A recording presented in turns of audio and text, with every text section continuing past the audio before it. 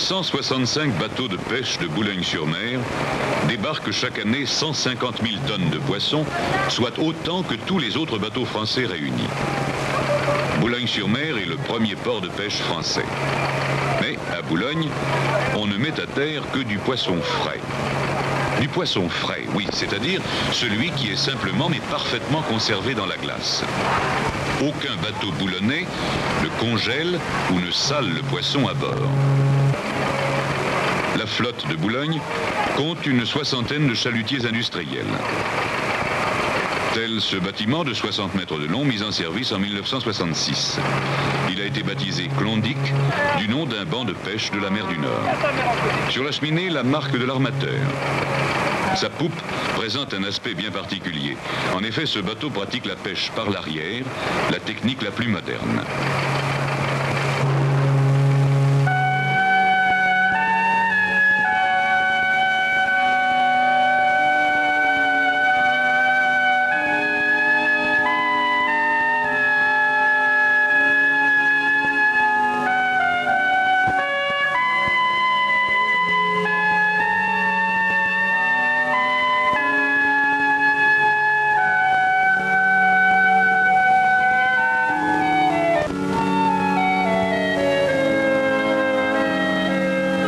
Tous les chalutiers boulonnais, le Klondike opère essentiellement dans la mer du Nord, aux abords des côtes danoises ou norvégiennes, vers les îles Shetland ou Féroé. Il atteint souvent la latitude de Bergen. Parfois, il fait le tour de l'Irlande. Il se rend même en certaines occasions jusqu'en Islande. Le port pour une sortie appelée marée, qui dure une douzaine de jours. Son équipage d'une vingtaine d'hommes vient de passer 60 heures à terre, 5 heures de repos par jour de mer. Tous jettent un regard mélancolique vers la côte. Le Klondike est commandé par le patron de pêche de pêcheurs, a reçu son premier commandement à 21 ans, a commencé comme mousse à l'âge de 12 ans, estimé de tous ses hommes, un vrai chef. Dès le départ, un sentiment d'angoisse l'étreint. Il faut absolument qu'il rapporte du poisson. Son armateur, certes, y compte, mais Calon sait surtout que le salaire de son équipage dépend uniquement de sa réussite. Il éprouve pleinement le poids de cette lourde responsabilité sociale.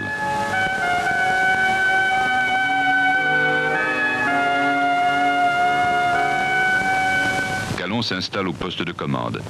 Personne à la barre, car le navire est infailliblement guidé sur la route choisie par son gyrocompas et son pilote automatique qui maintiennent le cap mieux que ne pourrait le faire le meilleur timonier. Aussi les marins nomment-ils cet appareil l'homme de fer. Dans la salle des machines, Louis Plé, le chef mécanicien, veille sur le moteur diesel, 1450 chevaux, 9 cylindres, qui propulse le bateau à la vitesse de 13 nœuds et demi, et sur les 3 groupes électrogènes du bord.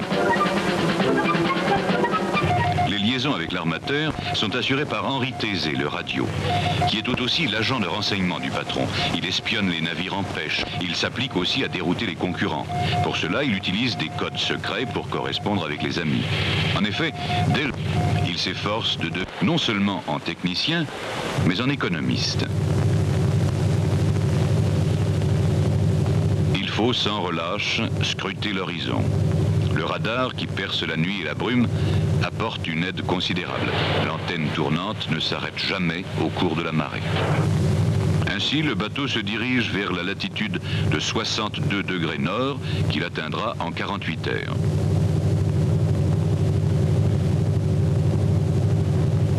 La route est modifiée pour ne pas couper celle d'un navire en pêche.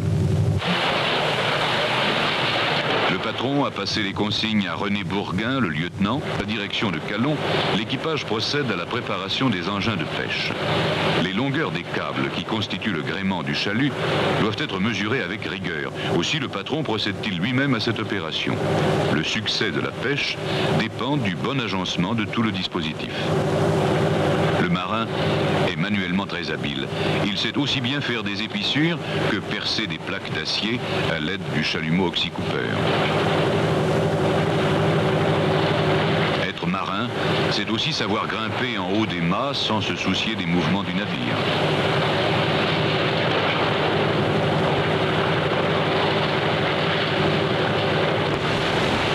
L'équipage L'équipage apprête maintenant le chalut. Le chalut est une énorme poche constituée par des pièces de mailles de nylon. Il mesure 50 mètres d'ouverture et 55 mètres de long. Cette poche est maintenue ouverte par des flotteurs. Le poisson y entrera, peut-être. Maintenant, de leurs mains rudes, les marins manient avec délicatesse et habileté l'aiguille à filet. Le mousse, François Boutoil, âgé de 16 ans, a fait un stage à l'école d'apprentissage maritime. Comme tous les mousses, il garnit de fil les aiguilles à filet.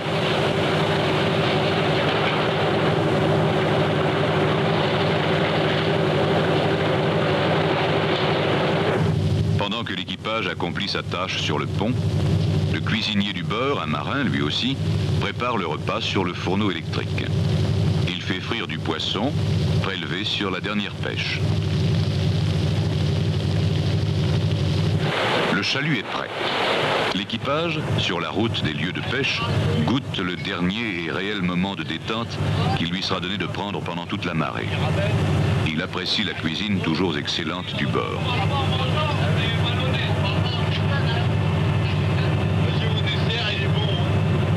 Pendant ce temps, le patron, lui, veille sur la passerelle. Il observe le sondeur à ultrasons qui permet de connaître la profondeur de la mer et lui révèle la présence d'une tache de poisson. Les manœuvres de mise en pêche commencent.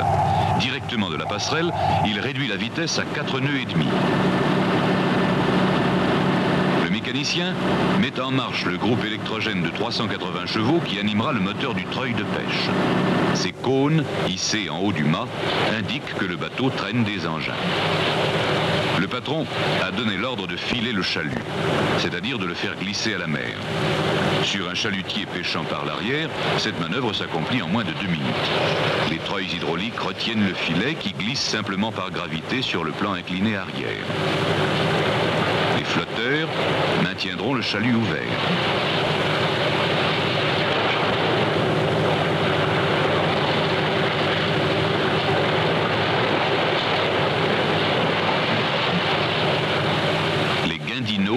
Filent à leur tour à la mer.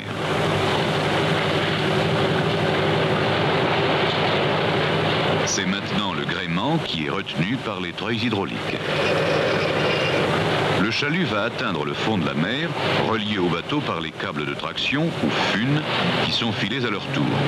Le treuil de pêche dévide les câbles très régulièrement.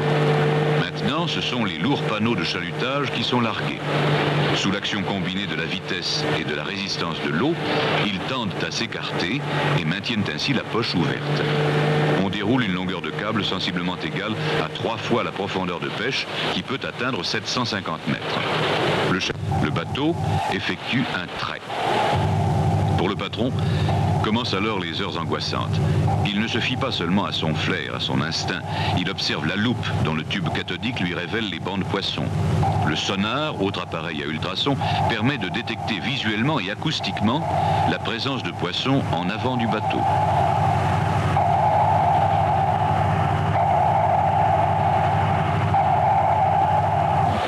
Sur les lieux de pêche, les bateaux se rassemblent. Les lieux de pêche, c'est-à-dire des endroits bien déterminés, car le fond de la mer n'est pas uniformément peuplé. D'immenses espaces sont à peu près déserts. Un bon patron sait où trouver le poisson. Les appareils électroniques l'aident à se repérer et à prévoir le succès. Le patron a donné l'ordre de remonter le chalut. Le treuil vire les câbles. Sur ce bateau, les manœuvres de remontée du chalut par l'arrière s'effectuent facilement et rapidement. Les panneaux sont arrimés à leur poste.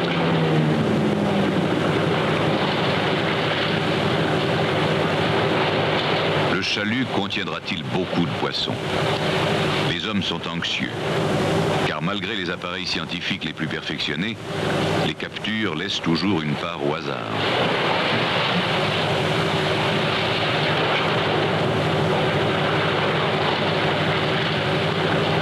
Ici, chacun effectue une tâche bien définie, toujours semblable à elle-même, avec discipline et précision.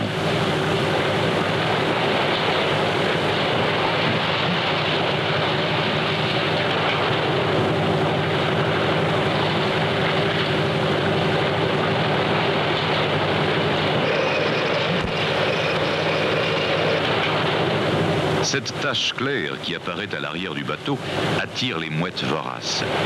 C'est la poche du chalut qui contient le poisson remonté du fond de la mer.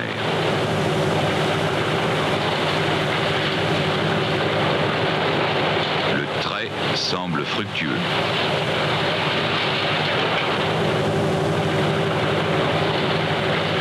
Pour hisser la charge sur le pont, l'équipage passe une élingue autour du chalut. Tous s'affairent, se demandant ce que la mer va leur livrer. Maintenant, c'est le guindeau qui va hisser la charge de poisson.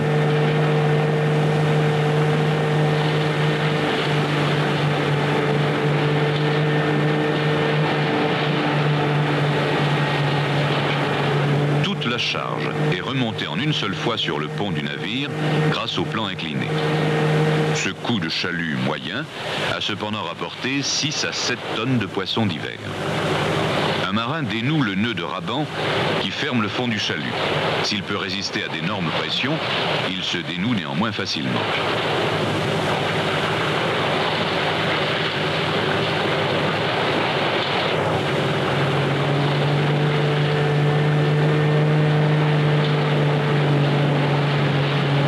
Le poisson est déversé en masse et d'un seul coup dans l'entrepont du bateau.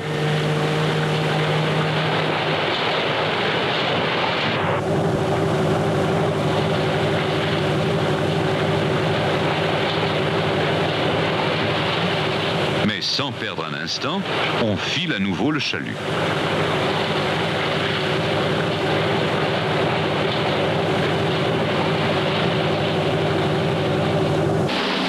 Le poisson qui vient d'être pêché est transporté mécaniquement à l'avant dans la salle de traitement.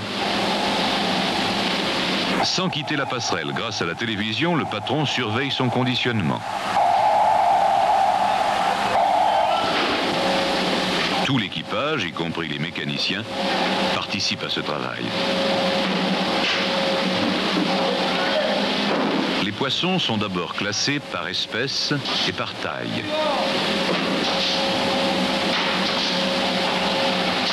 Sur ce chalutier, comme sur tous ceux pêchant par l'arrière, le travail s'effectue à la chaîne, comme dans une usine, à l'abri des coups de mer et des intempéries.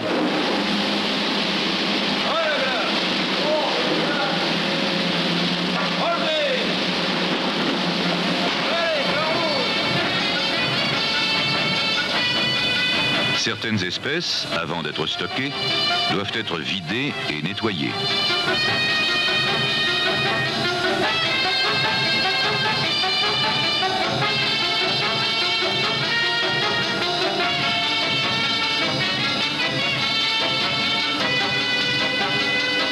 Les poissons sont lavés dans un courant d'eau de mer à l'aide de machines automatiques.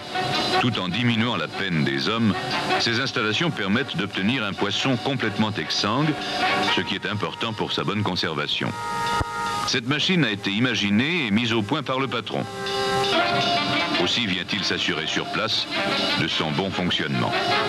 Il ne laisse d'ailleurs jamais rien au hasard.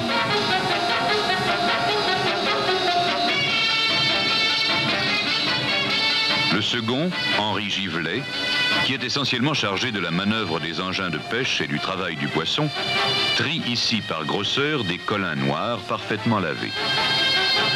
Une partie de la pêche descend dans la cale. Elle constituera, soigneusement rangée, le vrac. Ce poisson est intimement mêlé à de la glace qui assurera sa parfaite conservation. C'est le mousse qui pèle et pioche les 100 tonnes de glace qu'emporte le chalutier dans sa cale réfrigérée. Comme lui, Callon a commencé sa carrière en piochant la glace.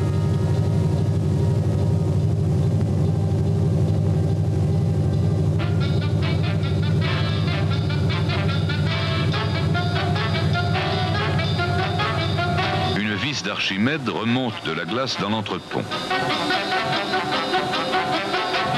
Cette glace assure aussi la conservation du poisson mis en caisse à bord. Chaque caisse contient 27 kilos d'une seule espèce et d'une seule taille. Cette normalisation assure une meilleure commercialisation. Glace sur le fond, poisson, glace sur le dessus. La disposition des moyens de manutention sur le Klondike permet d'alterner dans les caisses couches de glace, couches de poisson. La conservation est ainsi parfaitement assurée. Le poisson arrivera absolument frais, sans avoir perdu aucune de ses qualités, sur l'étal du détaillant. Sur le Klondike, le clouage des caisses a été lui aussi mécanisé.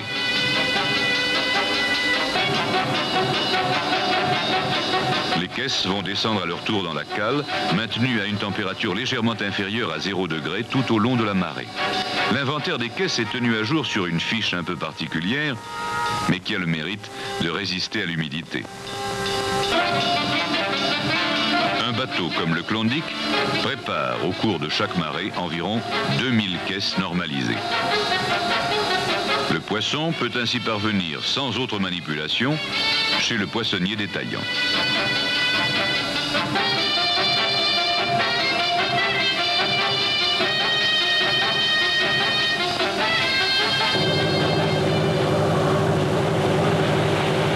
Mais avant même que tout le poisson pêché au cours du précédent trait ait été mis en cale, il faut à nouveau virer le chalut. Sur un chalutier moderne, le travail ne cesse pratiquement jamais. La journée de 8 heures est inconnue à bord. Le poisson commande.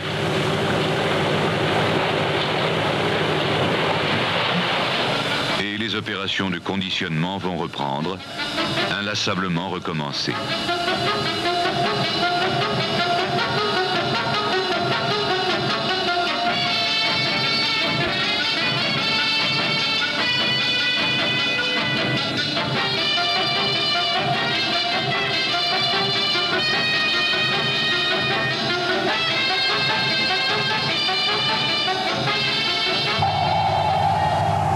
René, le lieutenant, a quitté la salle de préparation du poisson pour assurer le quart sur la passerelle.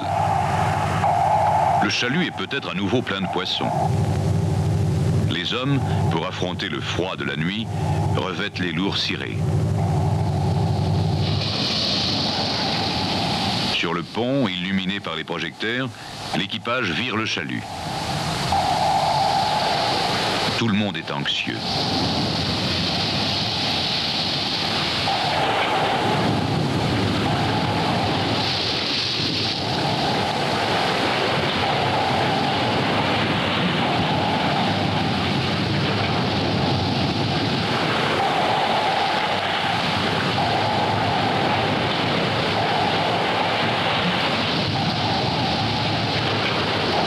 Cette fois, le chalut s'est pris dans une roche ou une épave, une croche, comme l'on dit. Il est éventré. Tout le poisson qu'il pouvait contenir est perdu.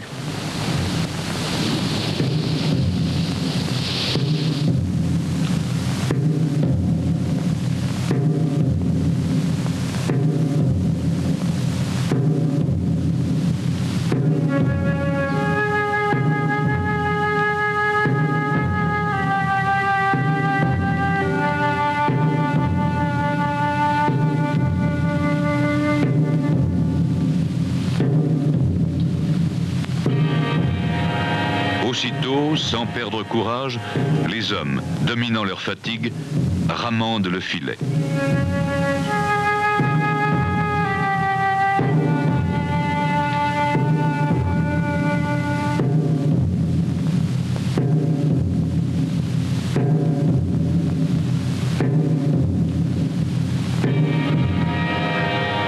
Sur la passerelle, le patron doit prendre des décisions.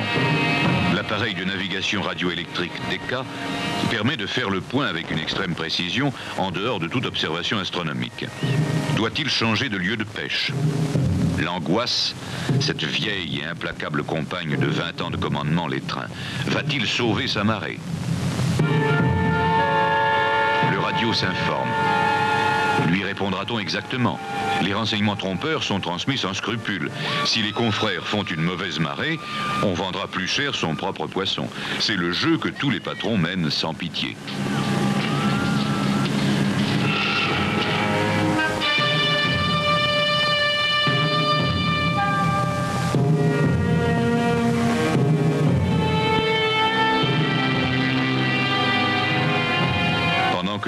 prépareront, on fera de la route.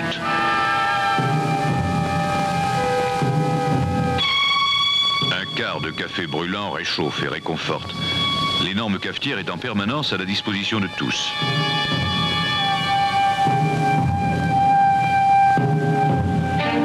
Avant l'aube, le chalut est à nouveau filé.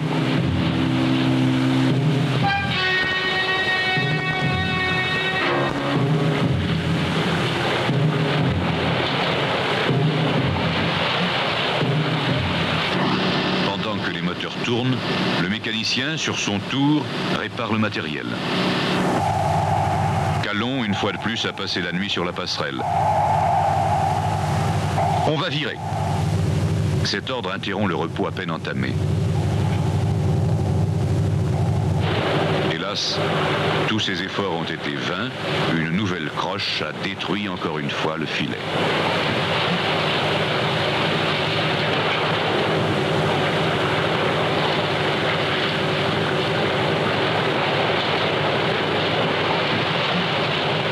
Sans découragement aucun, à nouveau l'équipage ramande.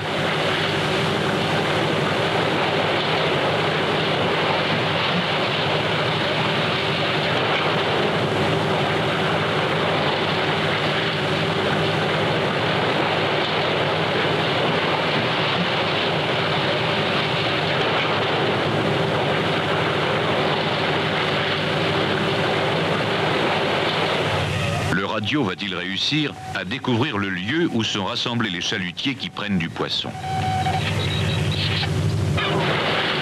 À nouveau, on vire. Le chalut fait surface.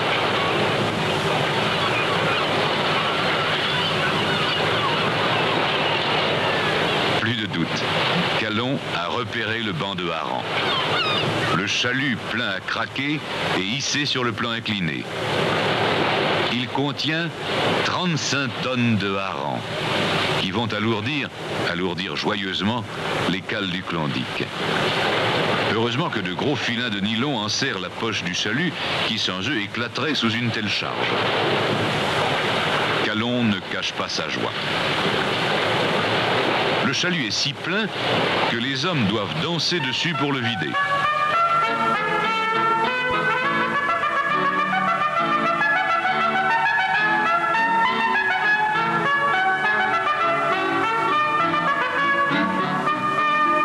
D'autres coups de chalut aussi heureux vont achever de remplir les cales du Klondike. Demain, avec 180 tonnes de poissons parfaitement frais dans ses flancs, le Klondike, après 12 jours de mer, arrivera à Boulogne, premier port de pêche français.